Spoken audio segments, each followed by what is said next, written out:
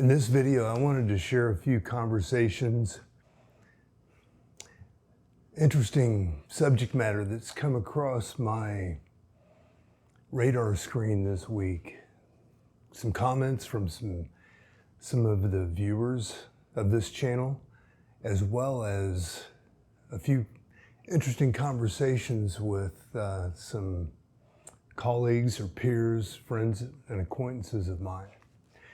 I'm Roach, Mark Roach, and this is my YouTube channel. I appreciate you tuning in.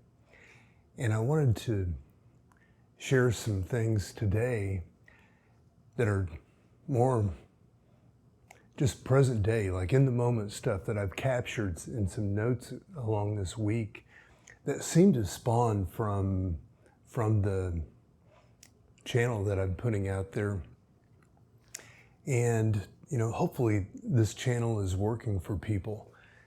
What it's designed to do is to try to lift people out of the trauma and the drudgery and the mechanics of life into a life maybe that you've only like envisioned on or fantasized about. And, you know, maybe you've seen it in a film or a TV series, or you know, imagine that something more than what you've been handed in life might be possible.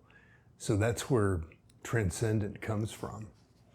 So let me share a few thoughts here, and I'm not going to apologize, but this is going to occur possibly rather random, but it could also just be in the flow of where you're at in your life right now, and that's my wish, is that it meets you and meets some needs that you have in your life.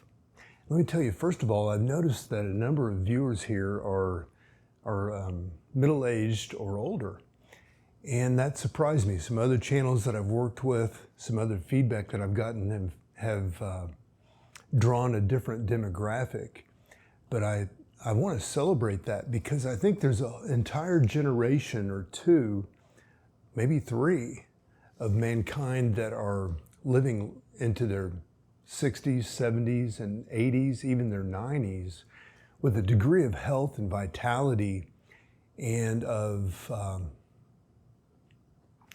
power, maybe even financially, that is totally transcending anything that has happened in the history of mankind. And what happens in these later years is that, you know, you're not feeling like really retiring.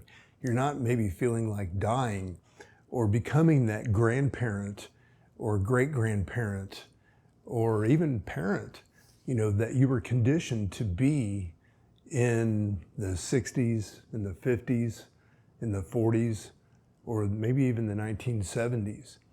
So I celebrate that. And I think that opens up some people being vulnerable at this stage of life that really is surprising them.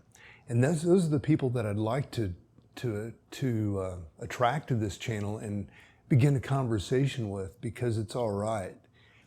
And I think a lot of the things that we identified with and that have helped us survive our 20s, 30s, and 40s, you know, they had their place at that time. And today we're finding a need to grab onto something that has not been prepared for us beforehand.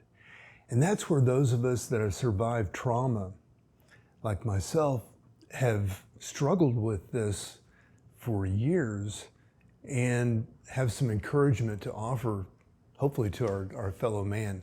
And hopefully the words will come out of me, and the vibe that I'm giving off here will be something of comfort and confidence building to help you, and help you maybe in your life, or maybe it'd be something that you notice there's a topic or maybe a sense of support that you may not be equipped to hand to your friend or loved one or neighbor or person in the community that you might hand this off to. Because I know that I have a unique sense of life. And I was raised in the Midwest with traditional values and ended up going out into the world and, going to the top of some of the aspects of society that many people aspire to reach. And that didn't satisfy my inner calling. And so I stepped away, or was asked to step away. And so here I am. But over the last 10 years, I've had coffee with a lot of people. And a lot of that wasn't with a deliberate intention of achieving something during that conversation, which is kind of unusual. But people opened up to me over those years, or the past 10 years, and I found myself going from what was intended to be a 30-minute conversation, and that conversation ends up lasting 5 hours. And I find that people need to connect in ways that they haven't learned or haven't built out around them.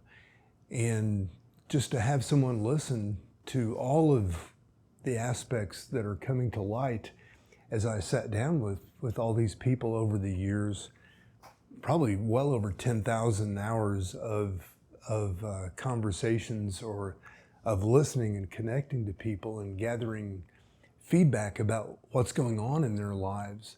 Granted, most of those are conversations occurring here in Texas, Houston, excuse me, and in Austin. But I've also had a number of Zoom calls over the years with people from around the world talking about deeper subjects and issues that they're struggling with, and are interested in trying to find a language, or trying to find a way to connect with each other in their own lives, whether it's across the internet or across video remotely, or in their community and neighborhood, or directly over coffee. So some of those people have actually come to Austin, and I've met with these people, face to face, to put, a real, in-person connection together.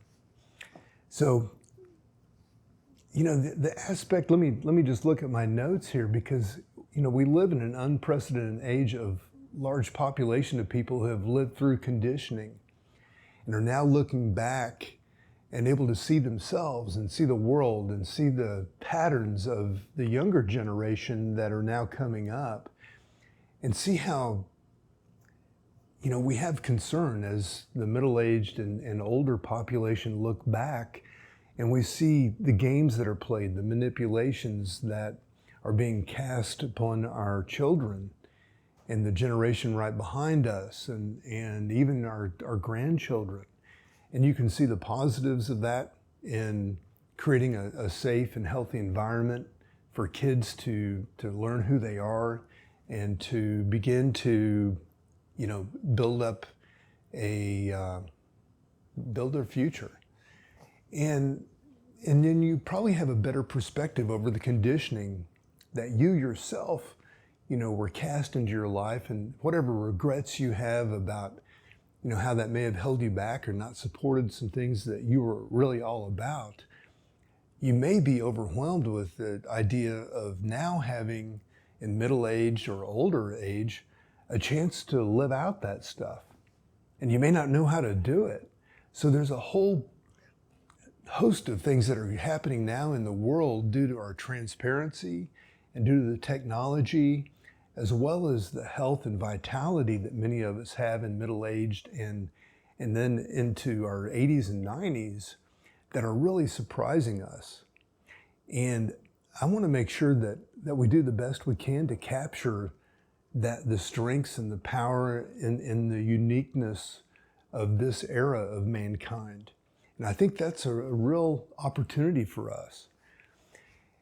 And then it can also drag you down, because you can see the old games that are being played and repeated over and over and over again.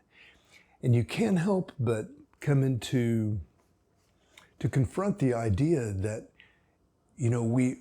we aspire to build out a community around us, or at least most of us, many of us do, of fairness and justice. And we see how that's not always the case, and how that really leads to a sense of suffering and of loss and how a lot of people connect with each other over a negative view of life and community.